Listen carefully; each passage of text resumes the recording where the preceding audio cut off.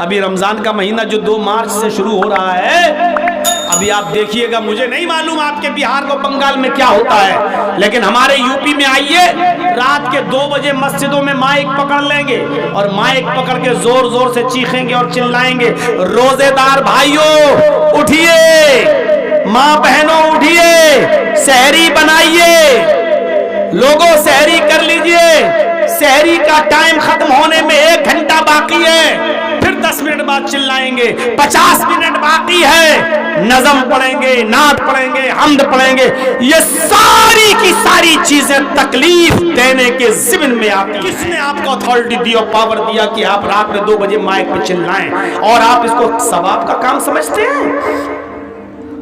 کون سی حدیث میں آیا ہے کہ آپ لوگوں کو روزے کے لیے اٹھائیں؟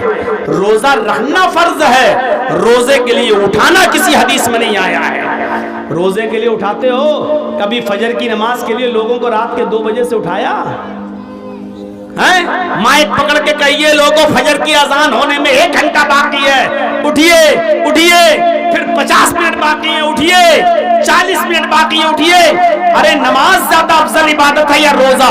آپ بھی کہیں گے نماز، نماز کے لیے تو آپ نے کبھی نہیں اٹھایا، پھر روزے کے لیے آپ اٹھائیں گے؟ اور معاف کیجئے گا، سب کے اوپر روزہ فرض نہیں ہوتا ہے، آپ روزے داروں کو اٹھا رہے ہیں نا، لیکن وہ بوڑھا آدمی بھی آپ کے چیخنے اور چلانے سے نیند میں ڈسٹرب ہو جاتا ہے، اس کی جس کی اوپر روزہ ہے ہی نہیں، اتنا بوڑھا ہو چکا ہے کہ وہ روزہ رکھ ہی نہیں سکتا ہے، ڈاکٹروں نے روزہ رکھنا منع کر دیا، 90 سال کی عمر ہے، اب وہ روزہ نہیں رکھ سکتا ہے، فدیہ دے گا، ایک مسکین کو کھانا کھلائے گا، اس کے اوپر بس یہی ہے۔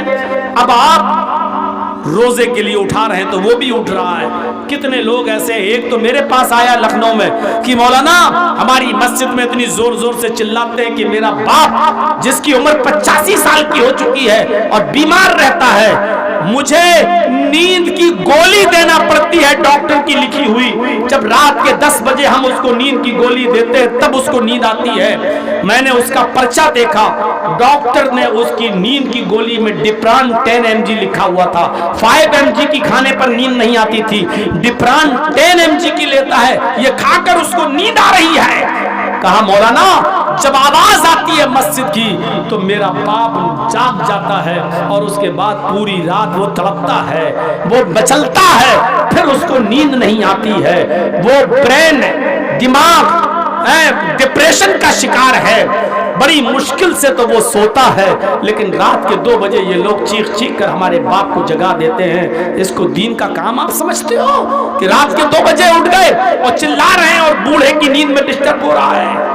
ایسی طریقے سے وہ عورتیں بیچاری جو اپنے بچوں کو دودھ پلاتی ہیں اور ڈاکٹروں نے کہہ دیا ہے کہ یہ دودھ جب یہ کھانا کھائیں گی تو دودھ بنے گا اور جب دودھ بنے گا تو بچے کو پلائیں گی، اگر یہ روزہ رکھیں گی تو بچہ بھوکا مر جائے گا جو اپنی ماں کا دودھ پیتا ہے، اس لیے ابھی یہ روزہ نہ رکھیں۔ تو جو عورتیں اپنے بچوں کو دودھ پلاتی ہیں جو روزہ نہیں رکھ پا رہی ہیں اس مجبوری کی وجہ سے، آپ ان کے بھی نیند میں ڈسٹرب کر رہے ہیں۔ شریعت میں نہیں ہے کہ کسی کی نیند میں آپ ڈسٹرب کریں۔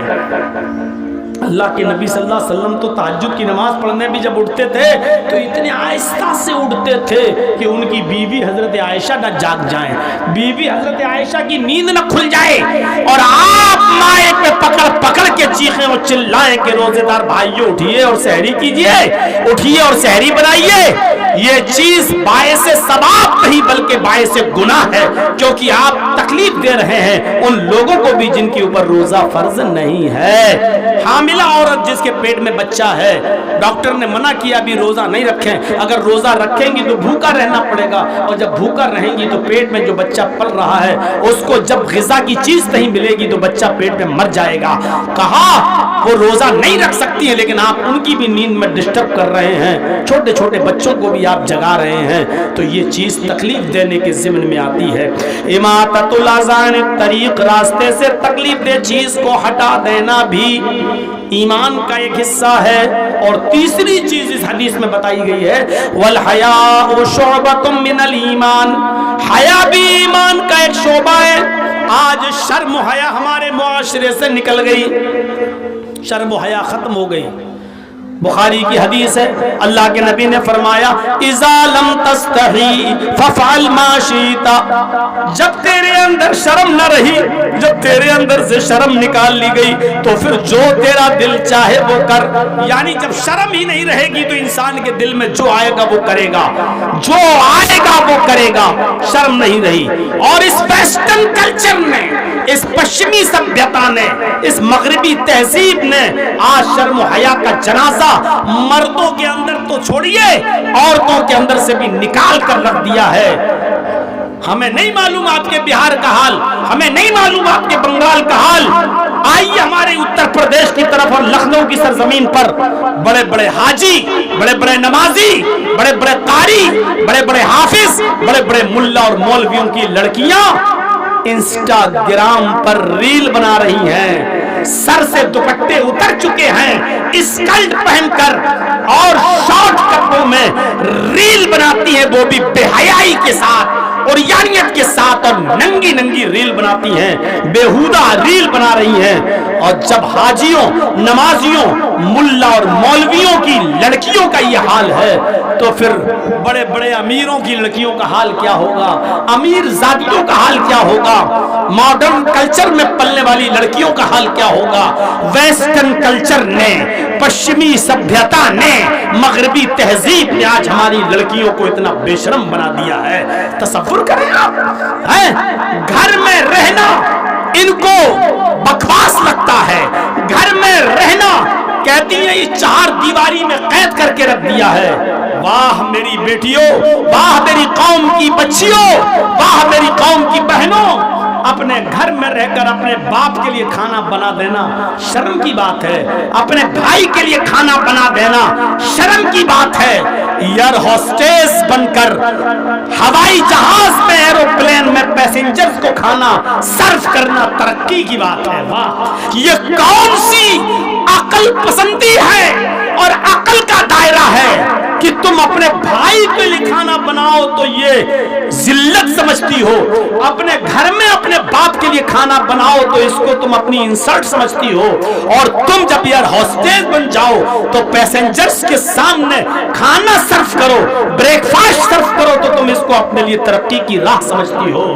اپنے گھر میں اپنے بھائی اور بہنوں کے کپڑے دھل دینا اور صاف کر دینے کو تم اپنے لیے شرم سمجھتی ہو، اور ہاسپٹل میں نرس کا کام کر کے مریضوں کا زخم صاف کر دینا اور دوسروں کے کپڑوں کو دھل دینا اس کو تم اپنے لیے قابل فخر سمجھتی ہو. اس ویسٹرن کلچر نے ہماری ماں بہنوں کی عقلوں پر کیسا ڈاکہ ڈالا ہے.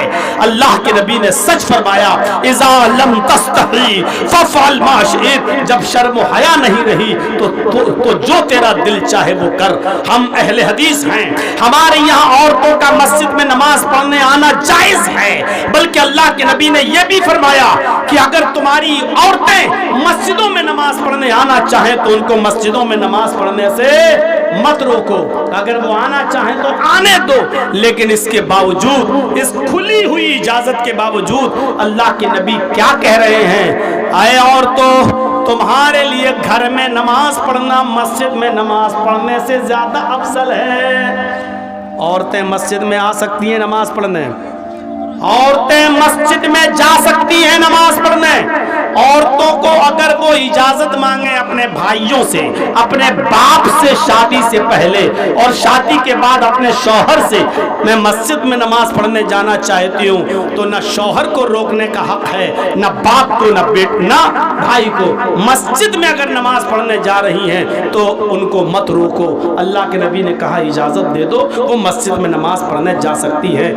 اس اجازت کے باوجود اللہ کے نبی کیا کہہ رہے ہیں؟ عورتوں کا مسجد، گھر میں نماز پڑھنا مسجد میں نماز پڑھنے سے افضل ہے. اور جب اللہ کے نبی یہ کہہ رہے تھے اس وقت بھی عورتیں مسجد میں نماز پڑھنے آیا کرتی تھیں، کیونکہ ان کا عقیدہ یہ تھا کہ ہم نبی کے پیچھے نماز پڑھیں گے تو ہمیں کتنا ثواب ملے گا، ہم محمد الرسول اللہ کے پیچھے نماز پڑھنے کا شرف ہمیں حاصل ہو رہا ہے. نبی کے اس حدیث کے بعد، کہنے کے بعد کہ عورتوں کا گھر میں نماز پڑھنا مسجد میں نماز پڑھنے سے افضل ہے، یہ کہنے کے بعد بھی میرے بھائیوں، اس کے باوجود بھی اللہ کے نبی صلی اللہ علیہ وسلم نے इजाजत दी कि औरतें मस्जिद में आ सकती हैं और जाती थीं। औरत का घर में नमाज पढ़ना मस्जिद में नमाज पढ़ने से अफजल है। फिर बरामदे में नमाज पढ़ना खुली सहन में नमाज पढ़ने से ज्यादा अफजल है। फिर घर के कमरे में नमाज पढ़ना जहां वो अपने शौहर के साथ सोती है, जहां वो अपने शौहर के साथ रहती है, और रात में वो रूम बंद कर लिया जाता है, तन्हाई वाला रूम, बेडरूम जिसमें वो सोती है, उस बेडरूम में, उस कमरे में नमाज पढ़ना घर के बरामदे में नमाज पढ़ने से अफजल है। देख रहे हैं आप, तरतीब देखिए, तरतीब। औरत का अपने घर में नमाज पढ़ना मस्जिद में नमाज पढ़ने से अफजल है, क्योंकि वो मर्दों से दूर रहेगी। अब घर में भी नमाज पढ़ना है तो बरामदे में नमाज पढ़ना सहन में नमाज पढ़ने से अफजल है, क्योंकि सहन खुला हुआ होता है, आंगन खुला हुआ होता है, और बरामदा घर के एक साइड में होता है, तो घर के बरामदे में नमाज पढ़ना सहन में नमाज पढ़ने से अफजल है। और फिर फरमाया घर के कोठे में, कमरे में, बंद रूम में, बेडरूम में, वहां नमाज पढ़ना बरामदे में नमाज पढ़ने से अफजल है, क्योंकि घर में भी लोगों का आना जाना लगा रहता है। खाला का लड़का, फूफा का लड़का, चचा का लड़का, कुछ भी हो, पर्दा तो है ही ना करती है वो अलग बात है, लेकिन एक लड़की को अपने चचा के बेटे से भी पर्दा है, खाला के बेटे से भी पर्दा है, मामू के लड़के से भी पर्दा है तो है।